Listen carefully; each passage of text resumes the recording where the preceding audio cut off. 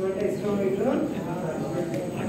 మరి ఎక్కువ తగ్గకూడదే, ఎందుకు జ్వరం వచ్చేస్తుంది కొంచెం చూడాలి కదా.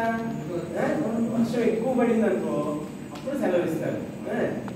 మరి వర్షం రోజు పడిపోతే మనం చదువుకోవాలి కదా. మరి నేను మీకు కొన్ని అక్షరాలు చెప్పాను కదా, గుర్తున్నాయా? మరి మీకు గుర్తున్నాయా?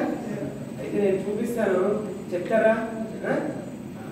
నరేష్ నువ్వు చెప్పు, ఇదేంటిది?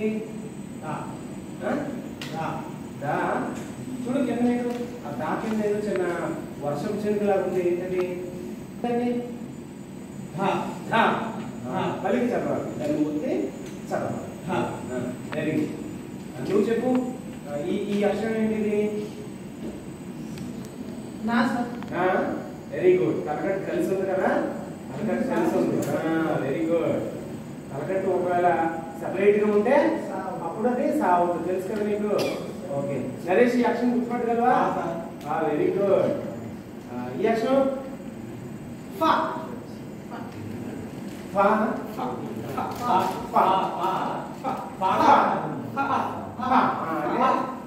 పాకి ఒత్తు కింద పలుకుతాం. నరేష్ ఇదేంటిది?